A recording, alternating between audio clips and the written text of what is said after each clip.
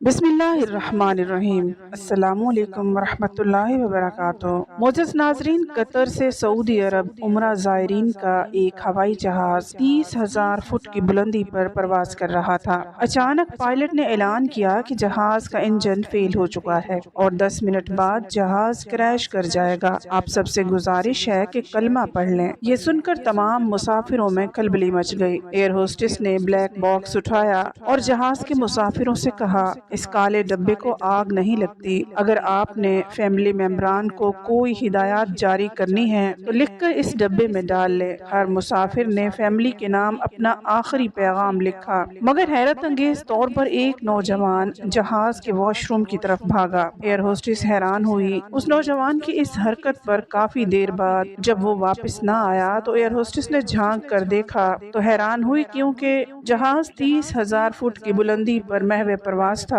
पुरसुकून और आरामदेह फ्लाइट अपने सफर पर रवाना थी। बिजनेस क्लास का बाइखलाक स्टाफ मौजूद था। हर तरफ खामोशी थी। पहले तो खूब गहमा गहमी थी। लोग एक दूसरे से बातें कर रहे थे, अपने हालात बयान कर रहे थे। फिर जब रात का अंधेरा छाने लगा तो मध्यम रोशनी में हर कोई सोने के लिए अपनी सीटों को एडजस्ट करता रहा। कतर के रिहायशी अब्दुल्ला की आंखों में भी नींद की गनूदगी थी। वो सोने की तैयारी कर रहा था। जहाज को एक जबरदस्त झटका लगा। लाइट्स दोबारा से जल उठी और इमरजेंसी सायरन की आवाज से जहाज गूंज उठा। सब मुसाफिर एक दूसरे से दरियाफ्त करने लगे कि आखिर क्या हुआ है। सब एयर होस्टेस से पूछने लगे कि क्या हुआ, हमें आप कुछ बताएंगी। एयर होस्टेस ने कहा कि मैं कप्तान से राब्ते में हूँ, वो बताएगा कि जहाज के साथ क्या मामला पेश आया। एयर होस्टेस ने जहाज के पायलट से राब्ता किया। पायलट ने सब मुसाफिरों के सामने ऐलान किया कि जहाज का इंजन फेल हो चुका है और दूसरे इंजन में भी कोई खराबी मालूम होती है। हमारे अंदाजे के मुताबिक 10 मिनट बाद क्रैश लैंडिंग करेगा। आपसे गुजारिश है कि दुआ कर लीजिए। ये सुनकर मुसाफिरों की सांसें ऊपर के ऊपर और नीचे की नीचे रह गईं।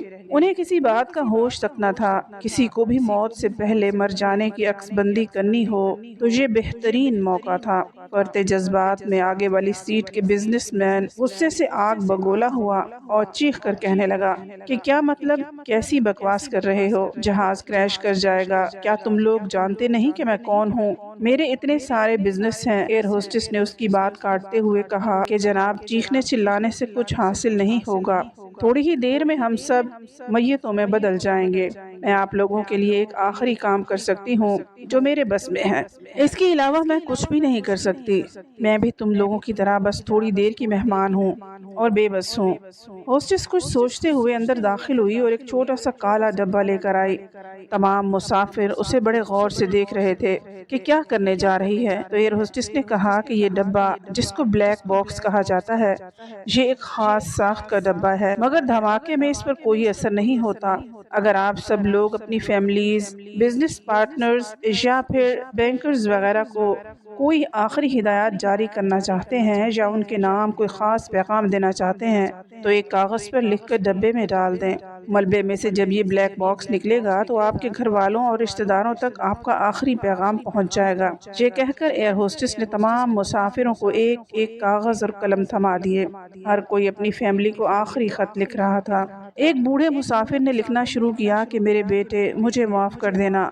मैं सारी जिंदगी तुझे बिजनेस के तरीके पढ़ाता रहा, इस दुनिया में कैसे तेजी से आगे बढ़ना है, तरक्की करना है, मैं तुझे सारे बताता रहा, मगर अफसोस कि कभी नमाज अदा करने की तलकीन नहीं की, कुरान मजीद की एक सूरा भी पढ़ना ना सिखाई, ताकि तू मेरी कब्र पर फातिहा ही पढ़ लेता। बेटा, मुझे माफ कर देना, मैं तुम्हारा अच्छा बाप साबित ना हो सका। एक शोहर ने अपनी बीवी के नाम खत लिखा कि मुझे माफ कर देना कि मैं तुम्हारे हुकूक अदा न कर पाया, छोटी छोटी बातों पर तुझे मारना शुरू करता था, बिला वजह गुस्सा करता, और तुम थी कि दिन रात मेरी खिदमत में लगी रहती। अगर तुम मुझे माफ नहीं करोगी तो मेरा अल्लाह भी मुझे माफ नहीं करेगा। काश कि मैं तुम्हारे सामने ही अपने गुनाहों की माफी मांग सकता, मगर ऐसा ना हो सका। किस्मत ने मुझे ये मौका ना दिया। मेरे बच्चों की ठीक से तरबियत करना, उन्हें अपनी तरह एक अच्छा इंसान बनाना, उन्हें उनके बाप की तरह ना बनाना जो अपनी बीवी से इंसाफ न कर पाया। तीसरी सीट पर बैठा एक नौजवान अपने बाप के नाम खत लिख रहा था।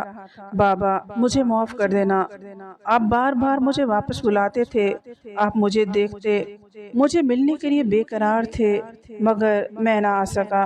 مگر آج جب آپ کے لیے میں وطن واپس آ رہا تھا تو مجھے معلوم نہیں تھا کہ یہ میری زندگی کا آخری سفر ہے اور وہ بھی ادھورا۔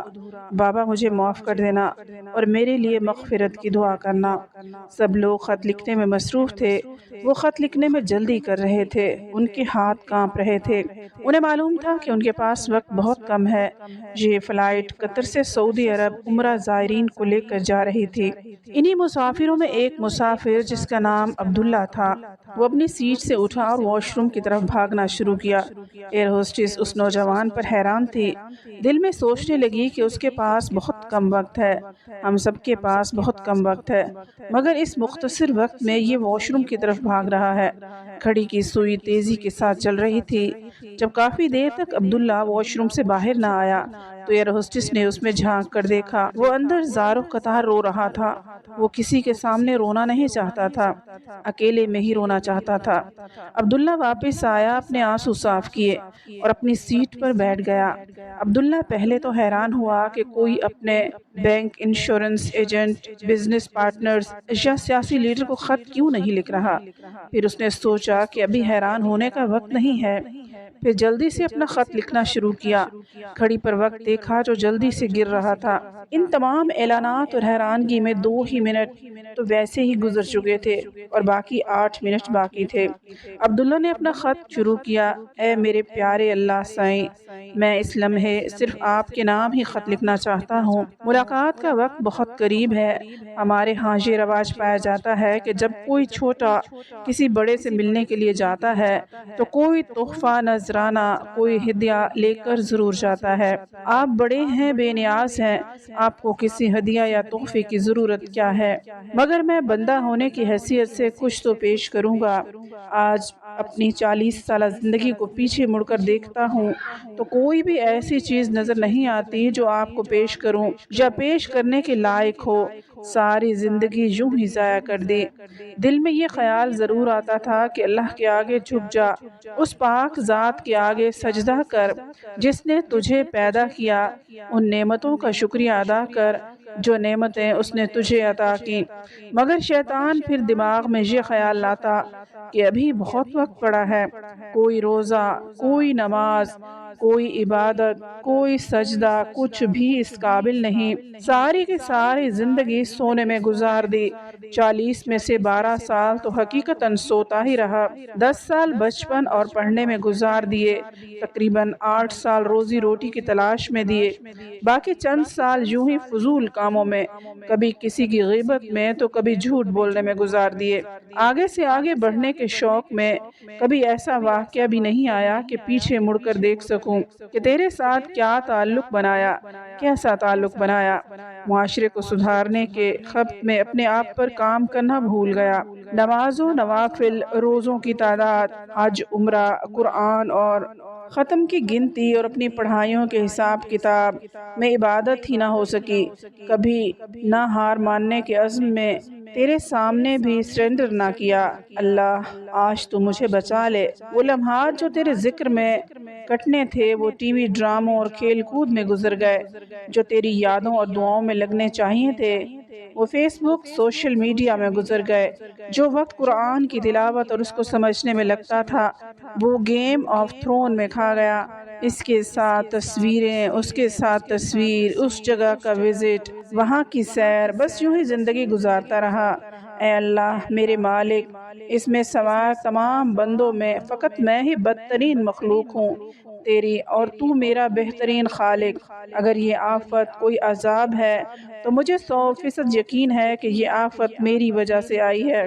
آج یہ سارے تیرے حضور عبادتیں لے کر آ رہے ہیں، میرے پاس سوائے ندامتوں کے اور کچھ نہیں۔ میرا دامن خالی ہے۔ میں آج اپنے تمام جرائم کا اقرار کرتا ہوں۔ میں نے بہت بڑا شرک کیا۔ میں نے اپنی ذات کو بندگی اور تیرے بیچ رکھ دیا۔ میری انا، میرے تمام کارنامے، میرے ناولز، میرے قصے، یہ سب شرک نہیں تو اور کیا ہے؟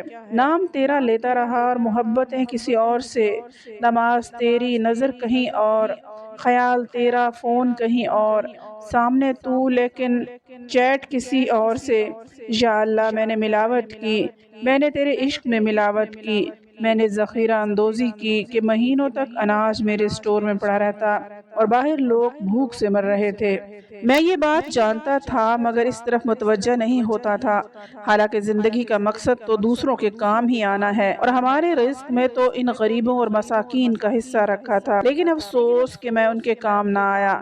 میں نے رشوت بھی لی، رشوت دی بھی اس لیے جاتی ہے کہ جو کام کرنے آئے ہو، جس کے لیے کرانے آئے ہو، اسے دھوکہ دے کر کسی اور کا کام کر دو۔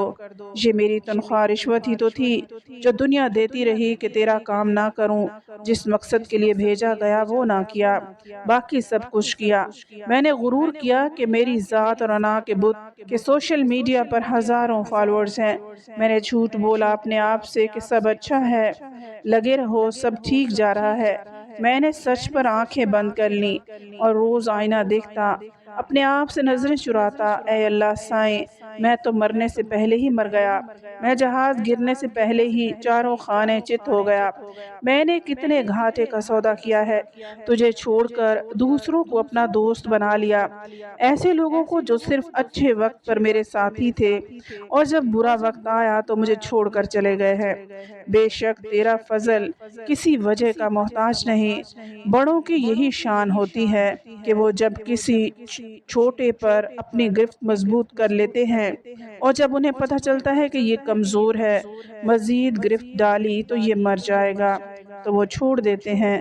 میں اپنے جرم کا اقرار کرتا ہوں، تیری رحمت سے بڑھ کر کوئی چیز نہیں، تیری دسترس سے میرا کوئی عمل، میرا کوئی گناہ چھپا ہوا نہیں، تیرے فضل کے سوا کوئی نافرمانی نہیں اور تیری پہنچ سے میری کوئی دعا دور نہیں۔ اے سمیع البصر، میری زندگی کا آخری منٹ بچا ہے، میں ایسا بے بس ہوں کہ کچھ نہیں کر سکتا، اسی بے بسی، لاچاری اور بے چارگی کے صدقے مجھے تو بخش دے میری پیاری ہمسفر۔ اب میں چلتا ہوں، میرے بچوں کا خیال رکھنا، انہیں اچھا عبداللہ بنانا۔ Sir are you okay? Air hostess نے عبداللہ کو گہری نیند سے جگایا۔ وہ پسینے سے شرابور تھا، سر سے لے کر پاؤں تک ایسے لگ رہا تھا جیسے وہ نہایا ہو۔ سب کچھ نارمل تھا مگر عبداللہ ایک خواب دیکھ رہا تھا۔ آئیے ہم سب بھی آج اپنا آخری خط لکھتے ہیں کہ زندگی کا خط درست ہو سکے۔ ناظرین، امید ہے آپ کو آج کی کہانی پسند آئی ہوگی۔ مزید اچھی ویڈیوز کے لیے چینل کو سبسکرائب کر لیجئے۔ اگلی ویڈیو تک اجازت دیں۔ اللہ حافظ۔